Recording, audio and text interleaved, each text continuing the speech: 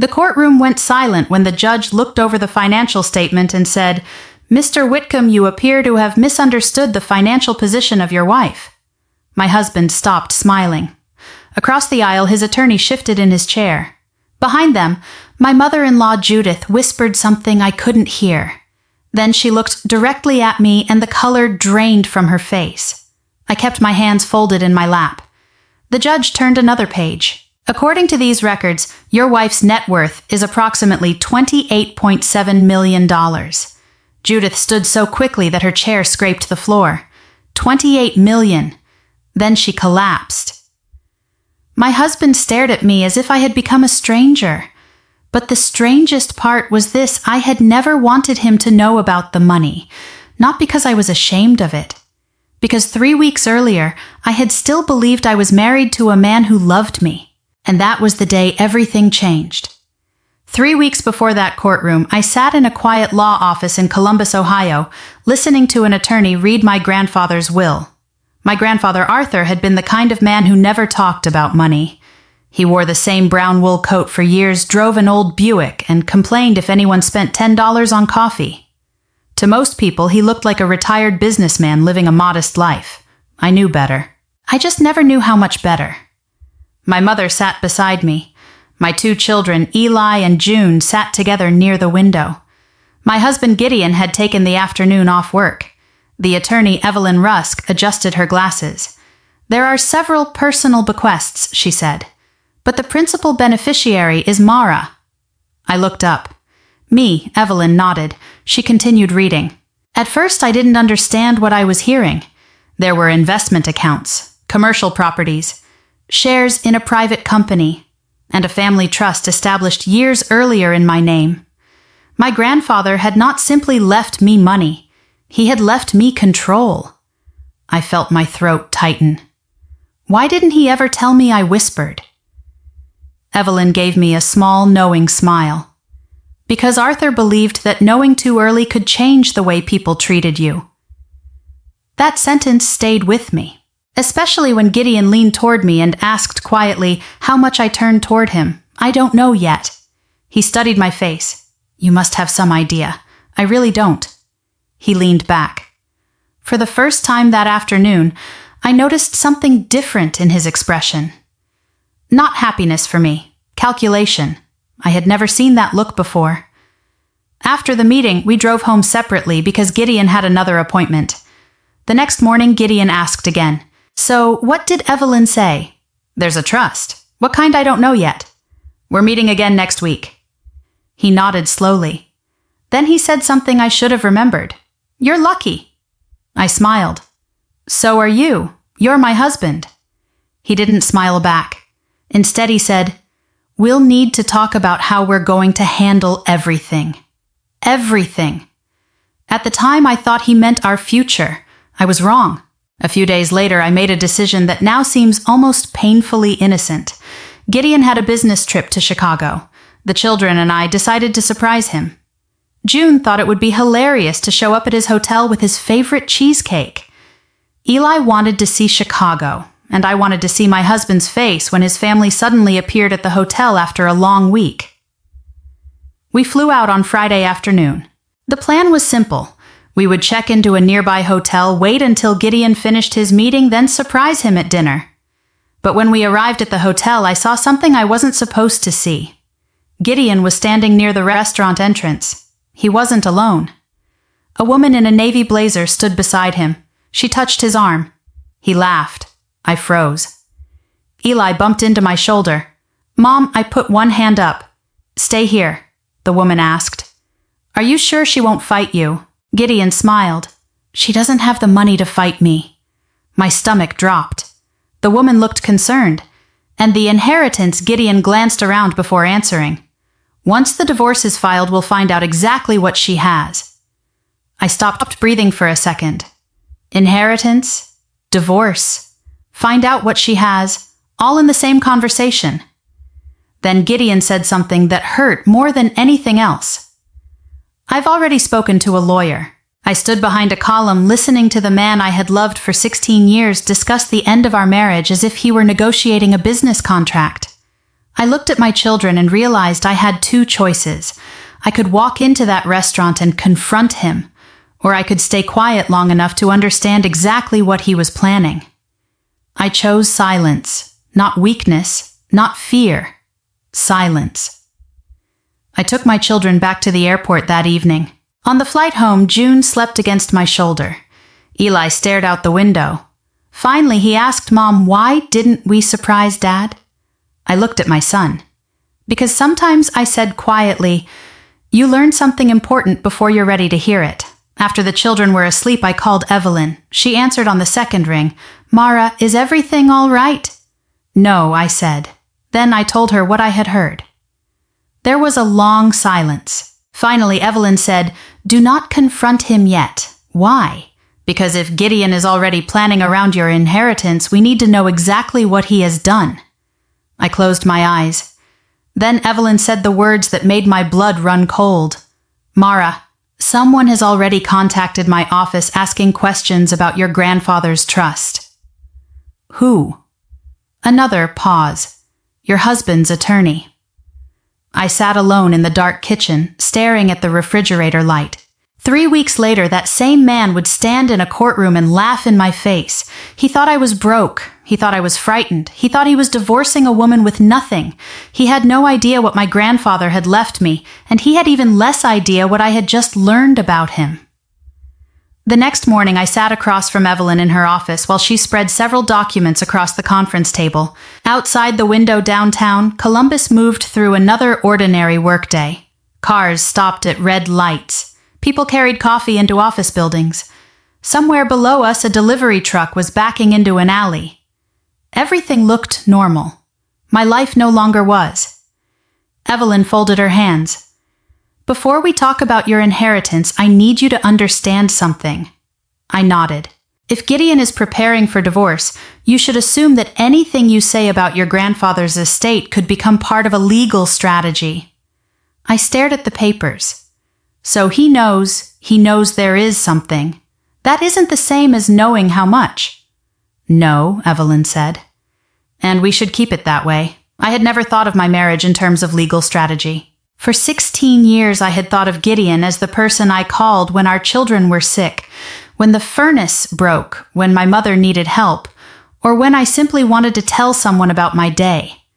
Now, Evelyn was telling me to protect myself from him. It was difficult to accept. "Is my inheritance actually mine?" I asked. "That depends on how the assets were structured. Your grandfather created the trust years ago. Some assets are clearly separate, but we need to document everything carefully." I nodded. Then she slid another folder toward me. "This is what concerns me."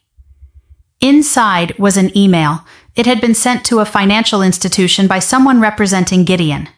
The message asked about the possibility of determining the value of assets held in a family trust during divorce proceedings. My hands became cold. "He's already investigating it." "Yes." I looked at the date. It had been sent 2 days before the will reading. 2 days. I looked up. How could he know Evelyn didn't answer immediately? That's what we need to find out. For the first time, I wondered whether the questions about my grandfather's estate had started before Arthur even died. I drove home without calling Gideon. He was already there when I arrived. He was sitting at the kitchen island with his laptop open, wearing the gray quarter-zip sweater I had bought him for Christmas. For a moment, the sight of him almost broke my resolve. This was the man I had kissed goodbye that morning. The man who had held my hand during my father's funeral. The man who had slept beside me for 16 years. He looked up. Hey, how was your day?" "Fine," he smiled. "Did you talk to the attorney?" My heart sank. About what? The estate. There it was. I put my purse down. "Why are you so interested?" He closed his laptop. "Because we're married, Mara." That sentence would have comforted me once. Instead, it sounded like a warning. "I don't know much yet." He studied me.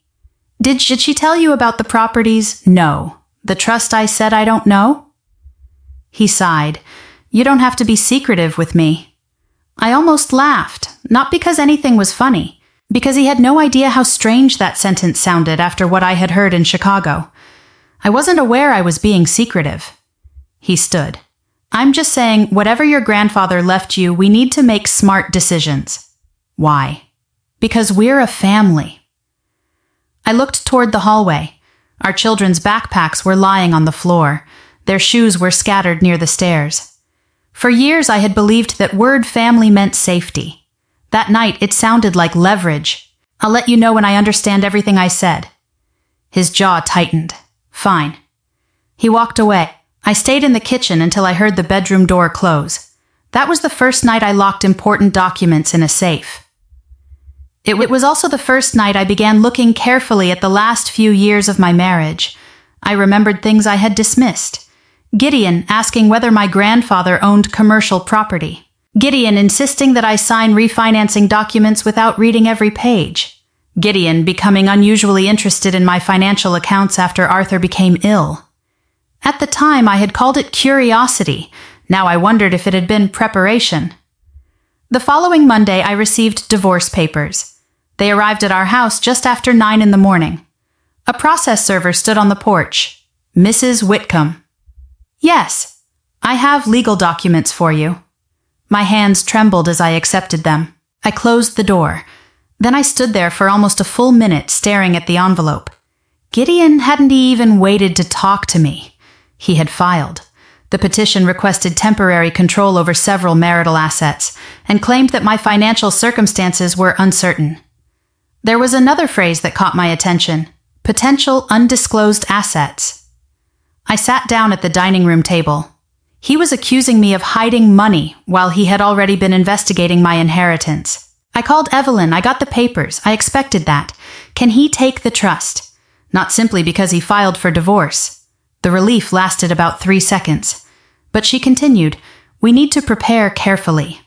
That afternoon, Gideon came home early. He placed a folder on the table. You should sign these.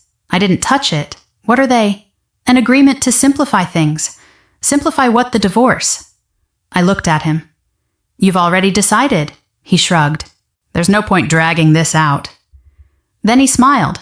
It was the same smile I had seen in Chicago. Confident, almost amused. You don't have the money to fight me, Mara. The room went quiet. Our son, Eli, was standing in the hallway. He had heard everything. Dad, Gideon turned. What mom doesn't need money to be our mom? Gideon's expression hardened. This is an adult conversation. Eli shook his head. You're the one who said she doesn't make real money. Go upstairs. Eli didn't move. I stood and gently touched his shoulder. It's okay. Go finish your homework. He looked at me, then at his father. Okay. When he left, Gideon lowered his voice. You're making this harder than it has to be. I looked down at the folder. No, he waited. You made this harder when you decided my value depended on what you thought I owned. His face changed. For the first time I saw uncertainty, but it disappeared quickly. You'll regret fighting me. I don't want to fight you. I pushed the folder back across the table. I just won't let you frighten me into signing something I don't understand. He left without another word. That evening, after the children went to bed, I sat alone in my grandfather's old study. Arthur had left me the room almost exactly as it had been. His books were still on the shelves. His old brass desk lamp still sat beside the chair. I opened the drawer and found a handwritten note with my name on it. The note was dated 6 months before his death. It contained only a few lines. Mara, people may treat you differently when they discover what I have left you. Remember that their reaction is about them, not you. Protect what I entrusted to you, but never let money convince you that you are worth more than anyone else. Your character was always the inheritance I cared about most. I read those words twice. Then I cried. Not because of the money, because my grandfather had understood something I hadn't. He knew that wealth could reveal people. And now my husband was revealing himself. The next morning I called Evelyn. I want to know everything, she understood. We'll start with the trust. And Gideon. We let him keep believing he knows what he's dealing with. I took a deep breath. For 16 years, I had tried to keep peace in my marriage. Now I wasn't trying to destroy Gideon. I was simply going to stop protecting him from the consequences of his own choices. And for the first time since the divorce papers arrived, I wasn't afraid of what would happen next. I was ready to find out. By Monday morning, the house had become a place where every conversation felt like a negotiation. Gideon stopped asking about the inheritance directly. Instead, he asked questions that sounded ordinary. Did you call the bank? Are you still meeting with Evelyn? Have you decided what you're doing with the property? I answered as little as possible, not because I wanted to play games, because I had finally realized that information was no longer safe in our home. 2 days after receiving the divorce papers, I met Evelyn again. She had prepared a thick binder and placed it in front of me. This is everything we've confirmed so far. I opened it. The first section contained the trust documents. The second contained property records. The third contained investment accounts. The fourth contained correspondence related to the estate. I looked at her. How much is it worth? She paused. We're still verifying the final valuation. Give me an estimate. Evelyn turned a page. Approximately $28 million, depending on the final appraisal and market conditions. I stared at her. 28 million. I had spent most of my life worrying about ordinary things. Mortgage payments, grocery bills, car repairs, school expenses. I had never imagined that one day someone would tell me I was worth more than $28 million. But the number didn't make me feel rich. It made me feel exposed. What happens now? We protect the assets and document where they came from. And Gideon. He can request information through the divorce process. That doesn't mean he automatically receives the inheritance. I nodded. Then Evelyn leaned forward. Mara, I want to ask you something. What did Gideon ever pressure you to sign documents without explaining them? I thought about it. Yes. How often? Several times over the years. Do you remember what they were? Some refinancing papers. A couple of business-related forms. One document connected to a property. Evelyn's expression changed. Do you still have copies? I don't know. Find them. I went home that afternoon and started searching. For hours I went through filing cabinets, old email accounts, tax folders, and boxes in the basement. Near midnight I found a folder I had forgotten about. Inside were copies of several documents Gideon had asked me to sign 3 years earlier. One involved a commercial property. Another authorized financial access to an account I barely used. I photographed everything and sent it to Evelyn. Her response came 20 minutes later. Do not discuss these documents with Gideon. The next morning she called. These may be important. How important potentially vary. She explained that one document appeared to give Gideon broader access to information than I had understood at the time. He hadn't transferred ownership of my inheritance. He couldn't. But he had been trying to position himself to understand what I owned and what he might eventually claim. I sat at my kitchen table. Why would he do this before the divorce? Because preparation often starts before the other person knows there's a problem. I looked toward the hallway. The children were getting ready for school. For 16 years I had thought Gideon and I were building something together. Maybe I had been building. Maybe he had been calculating. That afternoon I received a text from him. We need to talk tonight. Just the two of us. I almost ignored it. Instead, I agreed. He came home around 7. He sat across from me at the dining table. For a few seconds neither of us spoke. Then he said, I don't want this to become ugly. I almost smiled. You already filed for divorce. I know. You hired a lawyer before you told me. I was protecting myself. From what he looked at me, from uncertainty. I knew what he meant. The inheritance. He wanted to know exactly what I had. You could have asked me. I did. And I told you I didn't know. He leaned back. Mara, let's be honest. Your grandfather was wealthy. You knew there was money. I knew he had assets. I didn't know what he was leaving me. He shook his head. You always do this. Do what pretend. You don't understand how things work. I felt something inside me settle. Not anger, something quieter. Clarity. You've already decided who I am in your mind. He didn't answer. Then he said, I think we should sell the house. No. His eyebrows rose. You don't get to decide that alone, I know, and I think you should sign the agreement my attorney prepared. No. He stared at me. You haven't even read it. I had my attorney review it. His expression hardened. You're really going to make this difficult? I am going to make it fair. He stood. You're going to regret this. I looked at him. I already regret something. What? Trusting you, without asking enough questions. He walked out. That night I heard the garage door close. Then silence. I thought that was the end of our conversation. It wasn't. The next morning, Gideon served a request for financial disclosure. He wanted records of my inheritance trust documents, investment accounts, property valuations, and anything else connected to Arthur's estate. Evelyn wasn't surprised. Let him ask, she said. But what if he gets everything he gets what the law requires him to get? Nothing more. She explained that inherited assets could be treated differently from property accumulated jointly during a marriage depending on state law and how the assets were handled. She also warned me that mixing inherited money with marital funds could complicate matters. That conversation taught me something I wished I had known years earlier. Financial literacy wasn't just about knowing how to save money. It was also about understanding what you owned, how it was titled, and what legal protections applied to it. Then Evelyn showed me something unexpected, a series of emails between Gideon and his attorney. In one of them, Gideon had written, "If the trust is as large as I think it is, we need to move quickly." I read the sentence twice. Then another message caught my attention. She won't know what she's entitled to. We can negotiate from there. My hands tightened around the paper.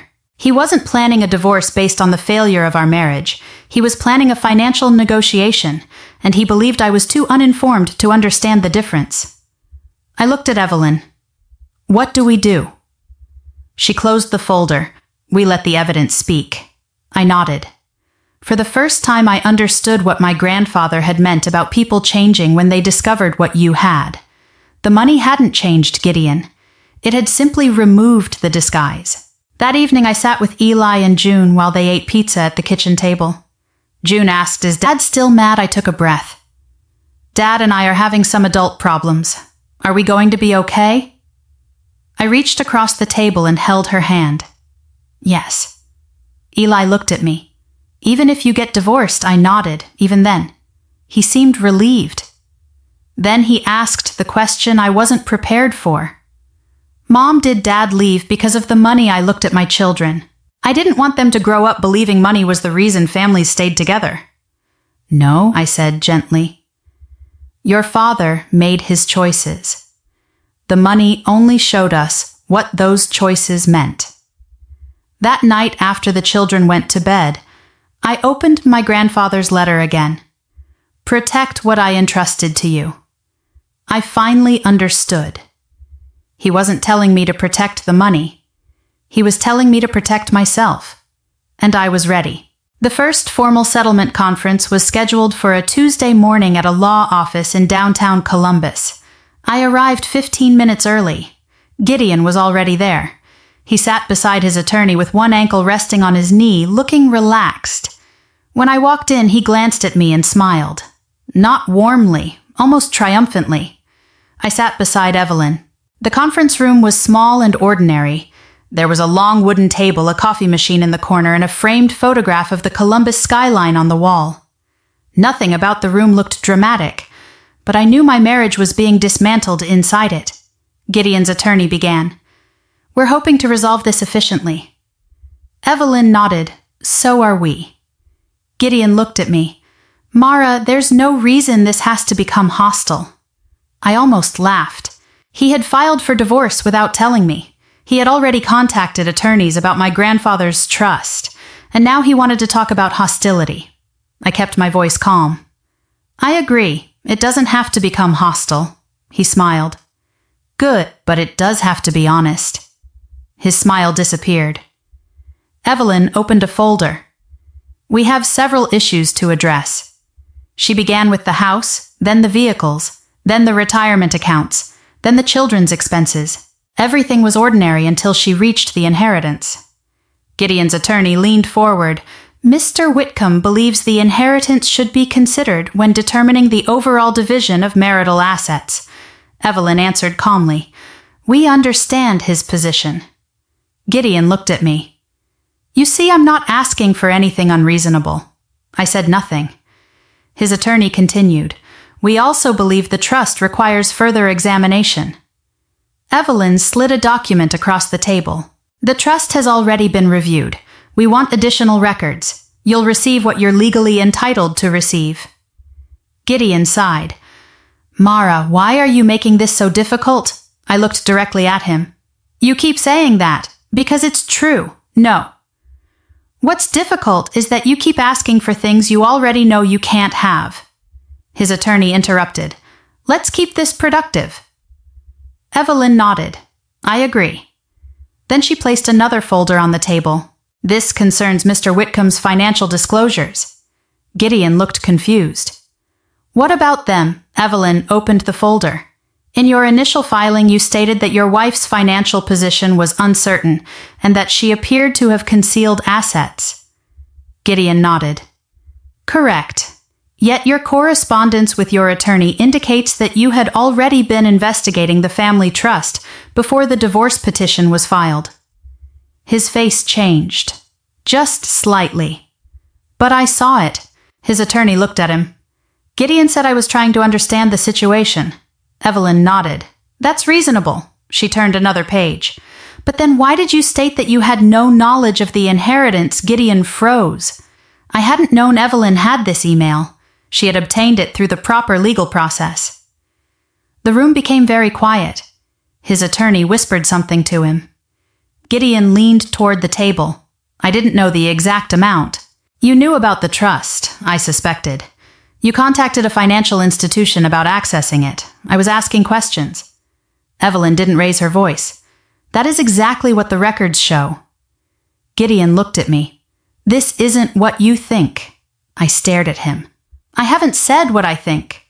He looked away. Then Evelyn opened another file. This is more concerning. She showed the room copies of the documents Gideon had once asked me to sign, the refinancing papers, the property authorization, the account access forms. Gideon's attorney examined them. Evelyn explained that while none of those documents transferred ownership of my inheritance, they demonstrated a pattern of financial preparation that contradicted the picture Gideon had presented. His attorney frowned. Why wasn't this disclosed? Gideon answered quickly. I didn't think it was relevant.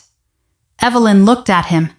It became relevant when you alleged that Mara had hidden assets. I felt strangely calm. Months earlier, I would have wanted to scream. Instead, I simply watched. Gideon's confidence was disappearing one document at a time. Then Evelyn pulled out a printed email. This one is dated before the will reading. Gideon's attorney reached for it. Evelyn read aloud.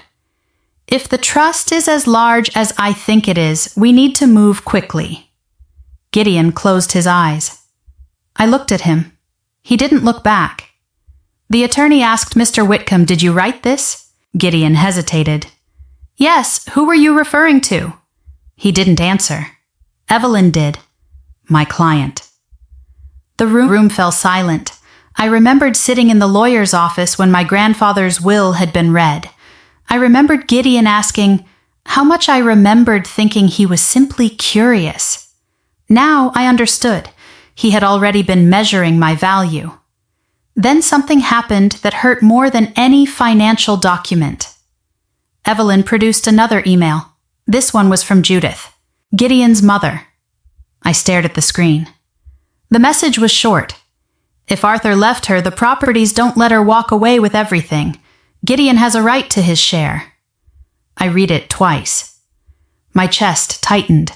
Judith had never asked me how I was handling my grandfather's death. She had never asked whether I was grieving. She had asked about property.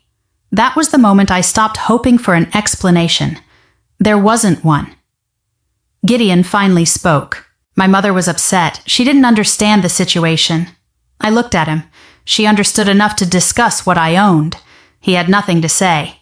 The conference continued for another hour. By the end, nothing was settled.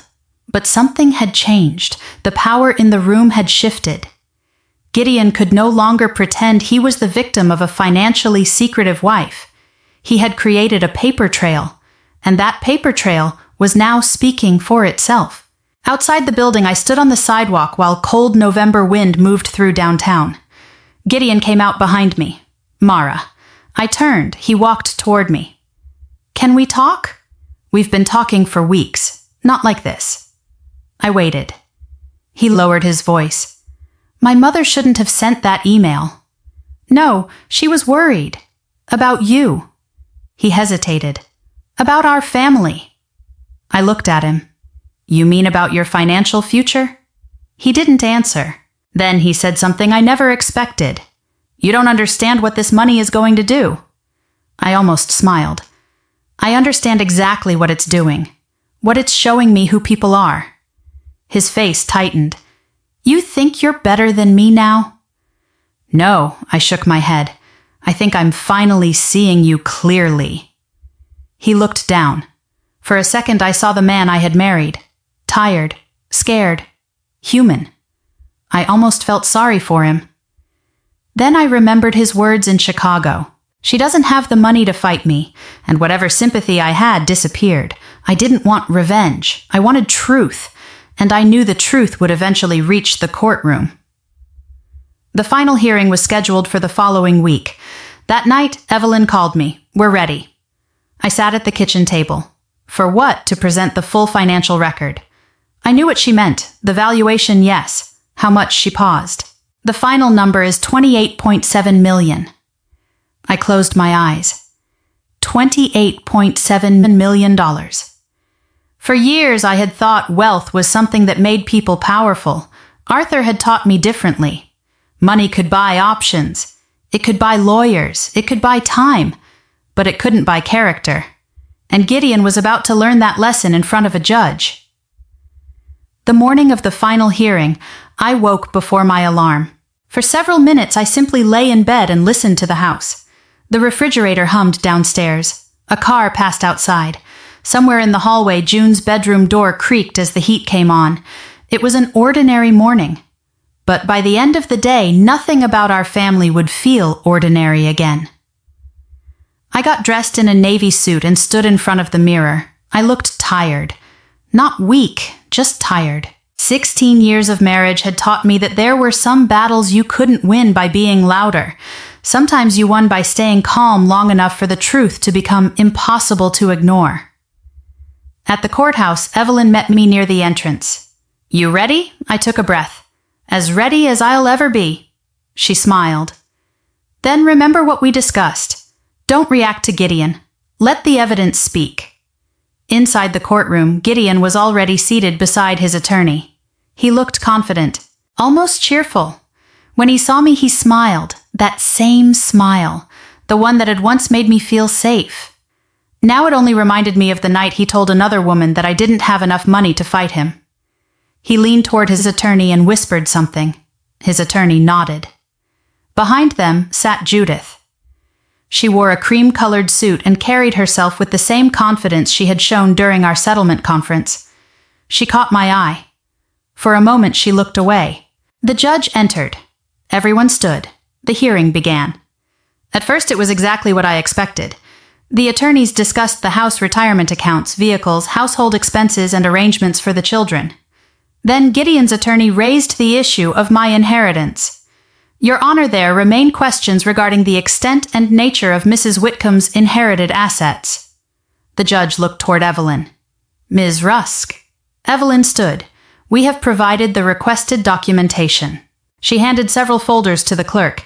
The judge reviewed them. These include the trust documents, yes, Your Honor. Estate records, yes. Property records and valuations, yes.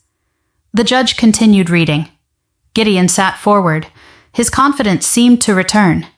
He glanced at me. I kept my eyes on the judge. After several minutes, the judge looked at Gideon's attorney. Mr. Whitcomb's filing characterized his wife's financial position as uncertain. That is correct, Your Honor. The judge turned another page. Yet these records appear rather specific. Gideon's attorney hesitated. We believe there are questions regarding whether certain assets should be considered in the division of marital property. The judge nodded. That is a separate question from whether the assets exist. Yes, Your Honor. Evelyn stood. May I clarify one point? The judge nodded. These assets do exist, but the majority were inherited through a trust established by Mrs. Whitcomb's grandfather and were not acquired through the marital partnership. She explained the structure carefully. Nothing dramatic, no shouting, no accusations, just documents. That was the strange thing about truth. It didn't need to raise its voice. The judge continued examining the records. Then he looked directly at Gideon. Mr. Whitcomb, did you have knowledge of this trust before filing for divorce? Gideon shifted in his chair. I knew there might be an inheritance. Did you investigate the trust before filing? I asked questions. Through counsel? Yes. The judge nodded. Then your filing's characterization of your wife's financial position as uncertain is somewhat misleading. Gideon swallowed. His attorney leaned over and whispered something. The judge wasn't finished. He picked up another document. I'm also seeing correspondence suggesting you believed the trust could be substantial. Gideon said nothing. The judge looked toward Evelyn. Is there a verified valuation? Yes, Your Honor. Evelyn handed over the final appraisal and financial summary. The judge read it silently. I could hear the faint ticking of the clock on the wall. Then he looked up. Mrs. Whitcomb. I straightened. Yes, Your Honor. Are these records accurate to the best of your knowledge? Yes. Have you knowingly concealed any of these assets from the court? No, the judge nodded. Then he turned toward Gideon. Mr. Whitcomb, the evidence before this court indicates that your wife has substantial inherited assets. Gideon remained silent. The judge continued. The verified records place her current net worth at approximately $28.7 million. The room went completely still. I heard someone inhale sharply behind me. Gideon's face changed. The confidence disappeared. 28.7 million. He had known there was money, but he hadn't known the number. Neither had I until Evelyn confirmed it. Gideon stared at me. Not with anger, not even disbelief, with something much harder to describe. Regret. His mouth opened. You never told me. I looked at him. You never asked because you wanted to know what you could take. His attorney touched his arm. Don't. But Gideon wasn't listening. You knew I learned the final valuation last week. You knew this whole time. No, he shook his head. Then he looked toward the judge. So she gets all of it. The judge answered carefully. That's not what I said. Gideon blinked. The judge explained that the existence of substantial inherited assets did not automatically mean those assets were marital property subject to division. Their treatment depended on how they were inherited, titled maintained, and applicable state law. I watched Gideon's shoulders drop. He had imagined $28.7 million. He had imagined a future. He had imagined what he could claim. But the law didn't care about what he had imagined. It cared about documentation. Then I heard a sharp sound behind us. Judith had stood up. 28 million. Her face had gone pale. She took one step backward, Mom Gideon said. She shook her head. This can't be right. Mom, sit down. She reached for the back of a chair. Her knees buckled. Someone called for assistance. Judith collapsed into the chair unconscious for several seconds. The courtroom immediately shifted into confusion. The judge called for a brief recess. As people moved around her, I stood completely still. I didn't feel victorious. I felt sad. This wasn't how I had wanted any of this to happen. When Judith finally opened her eyes, she looked directly at me. There was no anger in her face anymore, only shock and perhaps shame. Gideon approached me during the recess. Mara, I turned. He looked older than he had that morning. I didn't know. I know. If I'd known, I stopped him. That is exactly the problem. He looked confused. What do you mean, you loved the life you thought I could provide? You didn't love the person standing beside you." He lowered his eyes. I continued quietly. "You filed for divorce because you thought I was worth less than you. Now that you know I'm worth more, you want to know if there's a way back." He didn't answer. There was nothing left to say. The judge eventually returned. The proceedings continued. The financial claims were addressed according to the evidence and applicable law. Gideon's attempt to characterize my inheritance as something he could simply claim was rejected. And when the final orders were discussed, I realized something. I had spent weeks afraid of losing everything, but I had never stopped to ask what everything actually meant. It wasn't the trust. It wasn't the properties. It wasn't $28.7 million.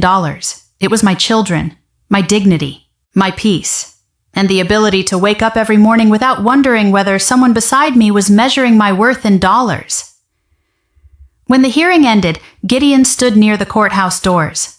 For the first time since I had known him, he didn't know what to say. Neither did I, so I walked past him. Not because I hated him, because I was finally ready to walk toward a life he could no longer control. 3 months after the hearing, my life was quieter. Not perfect. Not magically healed, just quieter. The divorce had been finalized. The house was no longer filled with whispered arguments or tense silences. Gideon had moved into a small apartment on the other side of town, and we had established a parenting schedule that allowed Eli and June to spend time with both of us. At first, the children struggled. June asked whether we would ever have Thanksgiving together again. Eli stopped asking questions altogether. I learned that children don't always need every detail. They need consistency. They need to know that the adults in their lives can still be trusted to show up. So I showed up. Every school pickup, every parent-teacher conference, every soccer game, every night June wanted me to check under her bed, and whenever Gideon came to pick them up, I kept my voice calm. "Have a good weekend. You too." There was no affection between us anymore, but there was respect, eventually. One Saturday morning, Gideon arrived early. The children were still upstairs getting ready. He stood on the porch with his hands in his coat pockets. "Can I talk to you?" I stepped outside and closed the door behind me. "What is it?" He looked down the street. "I've been going to counseling." I nodded. "That's good. I know you don't owe me anything." I waited. He swallowed. "I've been thinking about what you said in court. I knew exactly what he meant. You told me I lost you because I thought you were worthless when I believed you were poor." He looked at me. "I deserved that." I didn't answer. He continued. "I spent years thinking being the one who earned more money made me more important." His voice was quieter now. "I didn't realize how much you were carrying." I looked through the window. June was running down the stairs. Eli was behind her carrying a backpack. I turned back to Gideon. "I'm glad you're seeing it now. I wish I had seen it sooner." "So do I." He looked away. "Do you ever think we could—" He stopped. I knew what he was going to ask. "Gideon." "I know." He nodded. "I know." There was no argument, no pleading. That was one of the first signs that perhaps he really was changing. "I don't want you to hate me," he said. "I don't hate you." "Why not?" "Because I don't want to spend the rest of my life carrying you around in my head." He gave a small, sad smile. "I understand." I believed him, not completely, but enough. Later that afternoon, I visited Judith. I hadn't planned to, but she had called me several times and eventually I agreed to meet. She looked smaller than I remembered. The woman who had once walked into my house as though she owned it now sat quietly at her kitchen table. She poured me coffee. "I owe you an apology." I nodded. "Yes, you do." She looked down at her hands. When I heard about the inheritance, I thought about what it could do for Gideon. "I know. I thought about security, about the future. You thought about money." She nodded. I did. Then she looked at me. "I didn't think about you." That sentence mattered more than I expected. I took a sip of coffee. "My grandfather always said money reveals character." Judith gave a sad laugh. "I suppose it revealed mine. It revealed everyone's." She nodded. "I was wrong about you." "You were. I treated you like you weren't good enough for my son. I looked at her. I know, she wiped her eyes. I am sorry. I believed she meant it. Forgiveness didn't mean I suddenly trusted her. It didn't mean we became close. It simply meant I didn't need to punish her forever for something she had finally admitted. Before I left, Judith asked me something. What are you going to do with all that money? I smiled. Something my grandfather would approve of. I had already decided. I would keep enough to protect my children's future and maintain the properties responsibly, but I also wanted the inheritance to mean something beyond my own bank account. With the help of financial advisors and attorneys, I established an education fund for Eli and June. I also created a small family foundation supporting financial literacy programs in local communities. Not glamorous, not flashy, but useful. I remembered how little I had understood about trusts, inherited assets, property ownership, and financial planning before Arthur's death. I had assumed those were things wealthy people worried about. I learned that ordinary families need to understand them too. A will tells people what you want done with your estate. A trust can provide additional control and protection depending on how it is created. And when a person receives a significant inheritance, the smartest first step isn't buying a new house or announcing it to everyone they know. It is getting qualified legal and financial advice. I learned that the hard way. I also learned something about marriage. Love does not mean surrendering financial awareness. Trust does not mean signing documents you don't understand. And being a stay-at-home parent does not mean your contribution has no value. For years, I had allowed Gideon's income to become the measure of my importance. That was my mistake. His mistake was believing it too. One evening, months after the divorce, I sat on the back porch with Eli and June. The sun was setting behind the trees. June leaned against my shoulder. Mom, yes. Are you happier now? I looked at her. The honest answer surprised me. Yes. She smiled. Good. Eli was quiet for a moment. Then he said, I think Dad is happier too. I looked at him. Why he doesn't act angry anymore? I smiled. Sometimes people have to lose something before they understand what they had. Eli nodded. Then June asked, do we still have to call him Dad? I laughed. Yes, sweetheart, he's still your dad. She giggled. For the first time in months, all three of us laughed together. And sitting there, I finally understood what my grandfather had meant in his letter. The real inheritance wasn't $28.7 million. It was the lesson. Know your worth before someone else tries to define it. Protect what has been entrusted to you. Learn enough about money that you cannot be easily manipulated, and never confuse wealth with character. Gideon thought he was leaving a poor woman. He discovered he was leaving a wealthy one. But that wasn't the real twist. The real twist was that by the time the judge revealed my net worth, I had already discovered something worth far more. My own worth. The money changed my circumstances. The truth changed me. And today when I think about that courtroom and the moment Judith collapsed, I don't feel victorious. I feel grateful that the truth came out before I spent another decade trying to prove my value to people who had already decided what I was worth.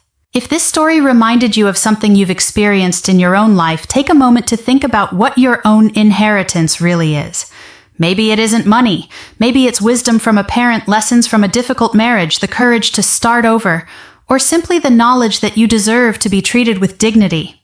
And if you've ever had someone underestimate you, I'd love for you to share your story in the comments. Your experience might be exactly what another person needs to hear today. If this story touched you, consider subscribing for more stories about family resilience, justice, and the quiet strength it takes to begin again.